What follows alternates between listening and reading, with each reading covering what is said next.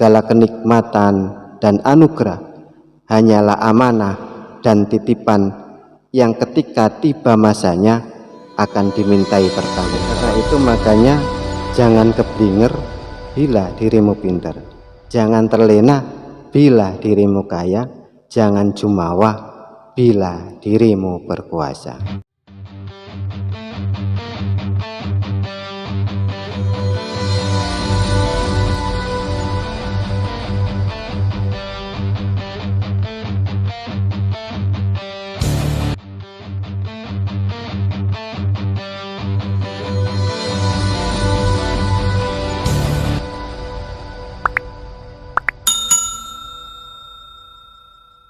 La tarfa'anna ila ghairihi hajatan wa muriduha alaika fa kaifa yarfa'u ghairahu ma kana huwa lahu wadi'an man la yastati'u ay yarfa'a hajatan an nafsihi fa kaifa yastati'u ay yakuna laha an ghairihi rafi'an. Mengadukan musibah kepada selain Allah karena Allah semata yang menurunkannya. Bagaimana mungkin selain Allah dapat mengangkat musibah yang telah ditetapkannya?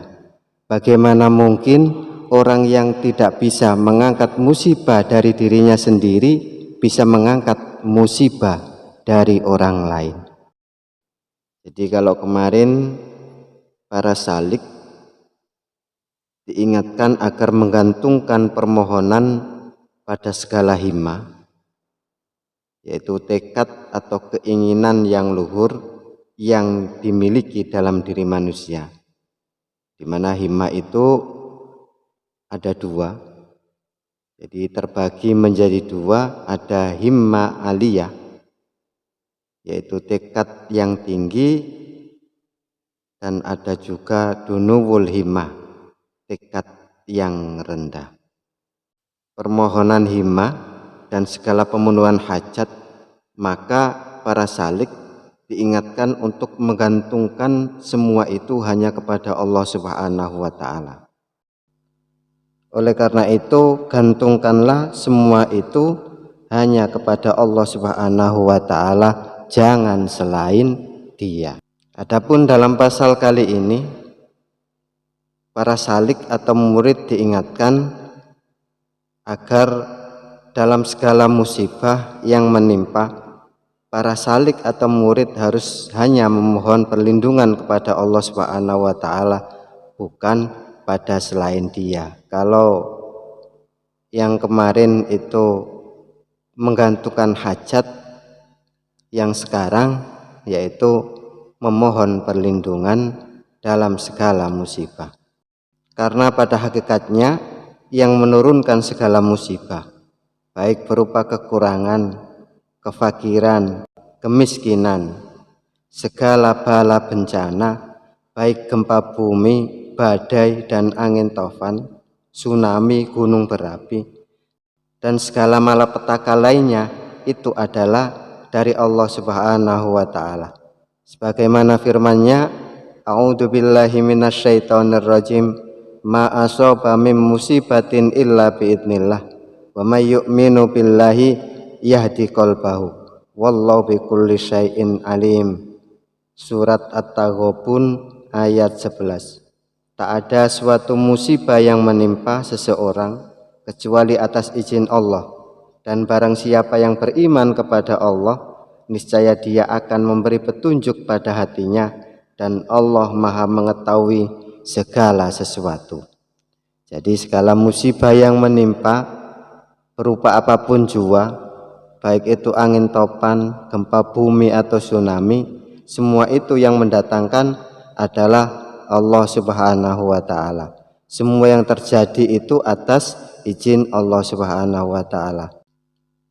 Oleh karena itu adalah suatu hal yang mustahil bila ada yang bisa menghilangkannya selain Allah Subhanahu wa Ta'ala.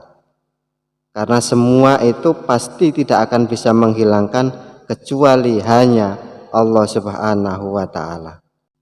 Karena Allah adalah Maha Kuat, Allah Maha Besar, Maha Perkasa, Maha Kuasa di atas segala yang berkuasa.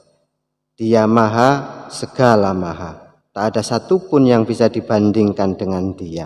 Walam yakullahu kufuwan ahad. Tak ada satupun yang setara dengannya. Wa huwa ala kulli syai'in qadir, dan Allah itu berkuasa atas segala sesuatu. Maka jika dia berkehendak atas segala sesuatu, tak ada sesuatu pun yang bisa menghalangi dia. Innama amruhu idza arada syai'an ayyaqula lahu kun fayakun.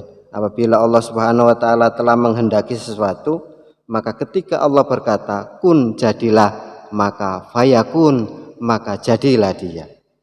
Oleh karena itu Syekh Ibnu Athaillah mengajak kita untuk berpikir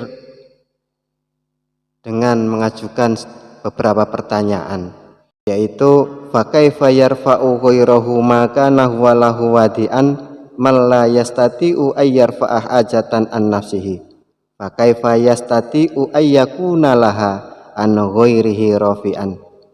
Bagaimana mungkin selain Allah dapat mengangkat musibah yang telah ditetapkannya? Bagaimana mungkin orang yang tidak bisa mengangkat musibah dari dirinya sendiri bisa mengangkat musibah dari orang lain? Jadi sangat jelas tak ada satupun yang bisa menghilangkan musibah selain Allah Subhanahu wa ta'ala. Karena selain Allah adalah dhaif, karena selain Allah adalah lemah. Makanya dirinya juga butuh akan perlindungan. Satu contoh misalnya, sebagaimana musibah adanya wabah beberapa tahun yang lalu, yaitu ada wabah COVID-19 yang begitu ganas, di mana para dokter yang kita harapkan untuk bisa menyembuhkan, ternyata dokter pun banyak yang jadi korban akibat keganasan COVID-19 yang mematikan. Ternyata dokter yang kita jadikan perlindungan, ternyata dokter juga membutuhkan perlindungan. Membutuhkan perlindungan kepada siapa? Kepada yang maha kuat, yang maha hebat, yang maha kuasa di atas segala kuasa, yaitu Allah Subhanahu wa ta'ala.